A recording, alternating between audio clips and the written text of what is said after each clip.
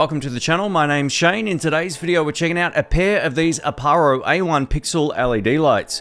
These rechargeable LED lights are great for YouTube studios, short films, run and gun filmmaking or photography thanks to their feature set and compact design. I'll show you a selection of practical examples for these lights as well as run you through the various lighting modes and effects they have built in.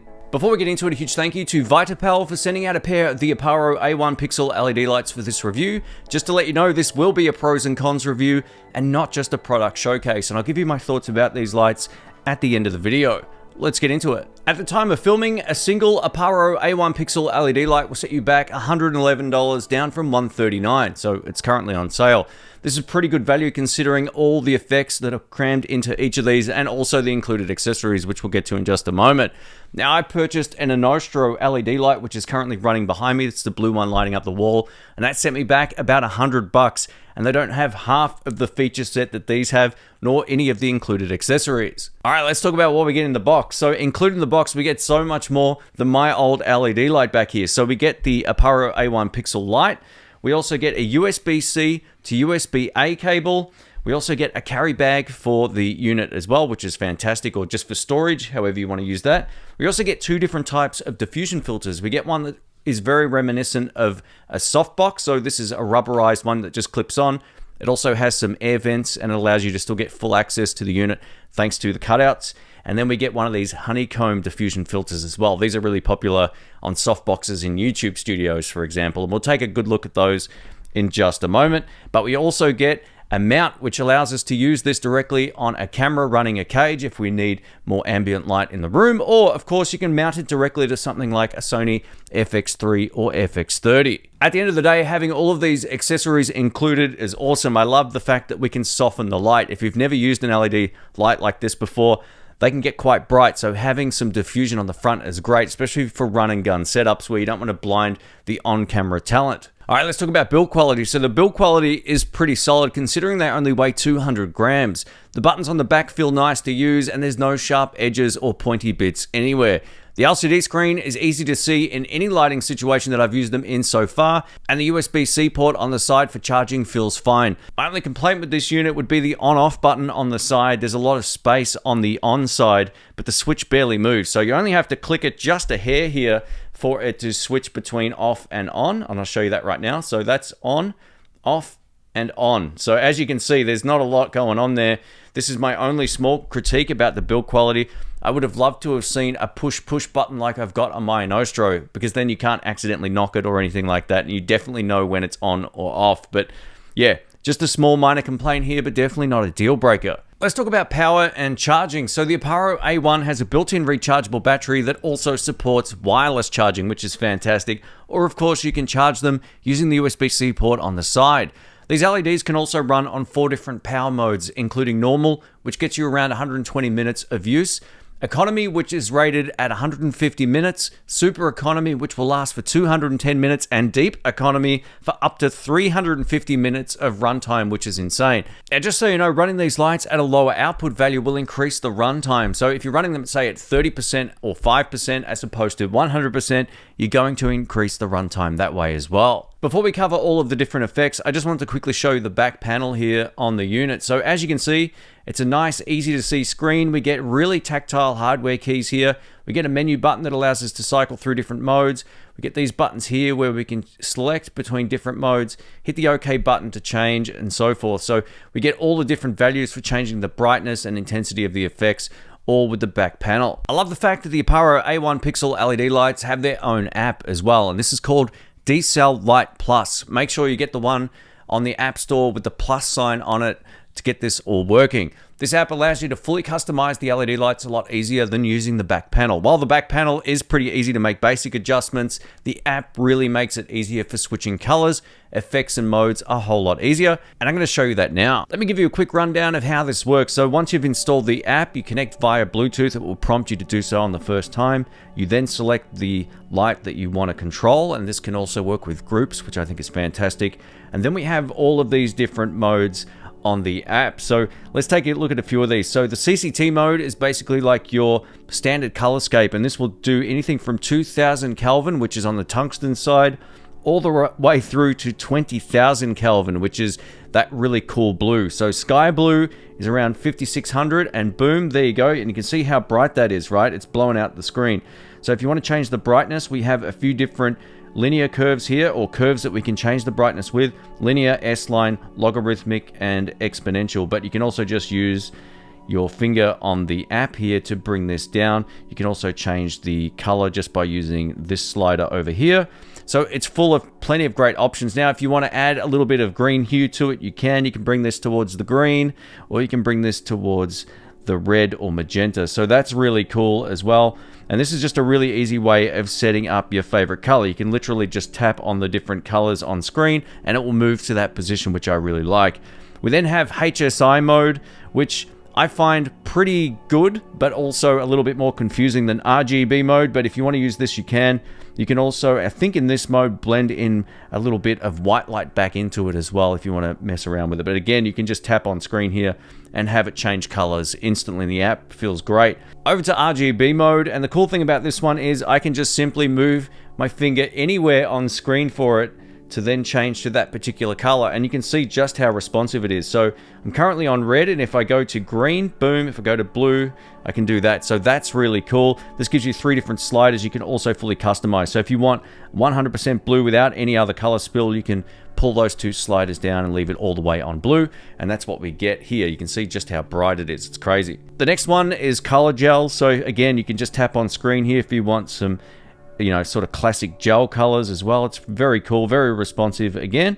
Over to scene effects now, which is one of my particular favorites. So as you can see, we've got a list of different ones we can choose from just by moving the menu across the top, and I'll show you all of these quickly. Now you can change the saturation level on these. So if I go to lightning, right, lightning's not red normally. So if you want to change the saturation here, you can pull down on this bottom one here. So as you can see, it's all the way at 100%.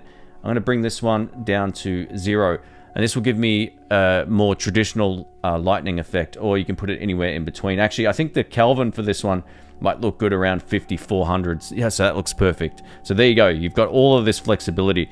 Now, if we go back to the options at the top, we'll go through each of the lightning effects. Again, this is defaulted to a color mode, so I'm just going to leave it like this. But you can again, just of course, move these around. Go to screen, which is to replicate TV on in the other room. I've used a lot of these effects shooting short films before, so they're very cool. We've got a candlelight effect right now as well, which looks pretty cool. We've got a camera flash, a strobe, a far and near light. What does this look like? Oh, so it's like flashing. Very cool. We have an alert. So there you go. That's pretty cool. It's like a, you know, emergency vehicle. Heartbeat. Let's see what this one does. Oh yeah, it's very slow, and yeah, oh, that's actually pretty nice. I like that one. We got police car. Woo, look at that one. That looks good. These are always fun, these ones. We got a fire truck. We've got an ambulance. We've got a HSI slow gradient, so this will go through some of the colors here. We've got a fast gradient one as well, which will speed up the effect. So R strobe is red, G strobe is green, and blue strobe is, or B strobe is blue. So there you go. There's also a party effect if you just wanted to move around. And we've got party 2 as well. And there's also RGB flash, which is exactly what it looks like. Now, Pixel have also put in a couple of their other effects, and these are some of the ones that I was using before. So if we tap on rainbow slide, you can see how this, I love the look of this. Look at how many colors there is going on while it's also moving. This is definitely one of my favorites. We've got beer sign, which is pretty cool. There's also one of their candle effects as well. As you can see, it's moving around left and right. It looks pretty cool. It actually looks better than the other ones. We've got double siren. So if there's cops and ambulance and all that in a short film, you can use it. We've got Knight Rider, which is from the 80s, maybe late 70s. I'm not too sure. But yeah, so there's Kit, the car. That looks awesome. We've got red alert, another emergency sort of vehicle one. We've got rotating siren, RGB move. These are great. Magma and neon sign. That looks great as well. That's kind of like similar to what I was using before. Neon steps. Man, there's so many of these. This is crazy. How many more are there? There's only a few more. We'll go through them all. Sci-fi scan. Weird Science, one of the best movies of all time. If you grew up when I grew up. We got Senior Prom, The Matrix. There you go. So it's got that green iconic Matrix color. And what was this one called? Nightclub. So that's pretty great. If you got a party going on at home, you can set it up to Nightclub. Now this also features some music, and none of which I'm going to play on a YouTube video because I have a guitar channel and I know just how annoying copyright can be. But if you want the music to kind of flash along to some of these tunes, you can do so, and I'll show you the list of these on screen. There's 14 different ones to choose from, which is pretty cool. And you can also take a picture to color as well. So say for example, you know, what's a good one? I'll just use the back of the box here. I'm going to just pick this. And there you go. So now the light is the same color as what I just shot with this. If I change it to maybe, let's try this. Oh, this is sort of like a red-pink color. And there you go. So purple, it picked a purple out of that. So that's great. So essentially with this little, wherever the box is with the target, allows you to set a color based on what it's seeing. This is a really handy feature. Let's take a look at how these lights perform here in the studio, and I'll be using a pair of them. So right now you're looking at my Pixel P80 large form factor LED lights. These are basically the same thing but much larger. And now looking at the Aparo A1 Pixel LED light setup. So I've got two of them in place of the Pixel P80s. Can you see a huge difference? Let's switch it back and back to the Pixel P80 studio lights. Can you see a huge difference? And back to the Aparo A1 Pixel LED lights. Now, without the diffusion filters, these are very bright. I have to keep looking forwards. If I look towards the FX30, it's very bright. So yeah, you really do need to use these if you plan on using it in this type of setup. So let's switch it up. And now you're looking at the same setup as before, but now I've got the softbox filter on this one over here and the honeycomb filter on this one over here. I can see just looking at my reference monitors that the light has dropped a bit. So you can either turn up the ISO on your camera or of course just turn up the output on the lights, which I'll do that right now. And now you're looking at both lights with 100% brightness. So this is still probably a little underexposed here in the room, but what I have noticed is the one on my FX30 over here feels so much brighter to my eye than the one with the honeycomb filter. So if you are using these in the studio and you get a pair of them, you can definitely use them with great success with these little softbox style diffusion filters. It will give you a better look here in the studio.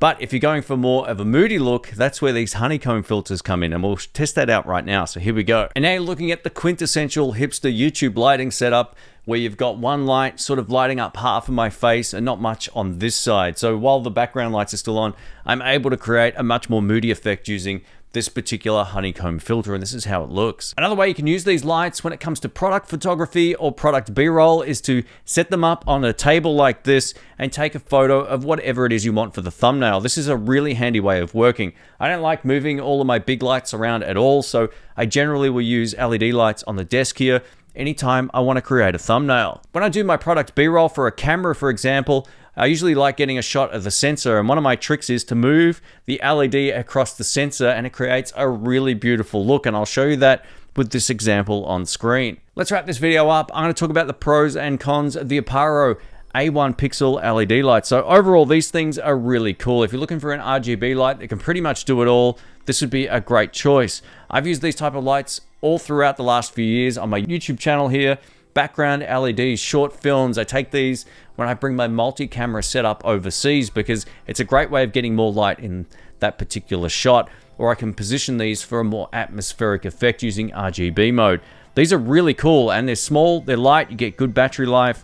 The wireless charging is cool. My main critique with it would be this, that I just don't love the on-off switch. It's just a little bit too easy to knock, and it feels like it needs to go further than it does, as I mentioned earlier. But you know, the menu navigation might not be the easiest on these either. It will take you a little while to get used to it, but the great news is the app functionality is fantastic, and it really is easy to set up a color of your choice just by tapping on screen or moving your finger around within the RGB space. So I really like that. The app is a really great addition. So if you buy these, definitely put that app on your phone. It's free, and it just makes your life a whole lot easier, especially when you're in those RGB modes. The only minor complaint when it comes to the app is that you have to cycle through a menu that you don't see unless you've fiddled around with the app a lot. So when I'm changing effects mode, I had to swipe left to right, which is a bit strange because usually you would see all of those effects in a list. I would much prefer that on a future app update. But again, once you get used to it, you'll know where it is. And lastly, if this video has been helpful, please leave a thumbs up. Don't forget to subscribe, click the bell, all that kind of stuff. And I will catch you on the next one. And if you want to check this out, I'll link it in the description box. Catch you soon. See ya.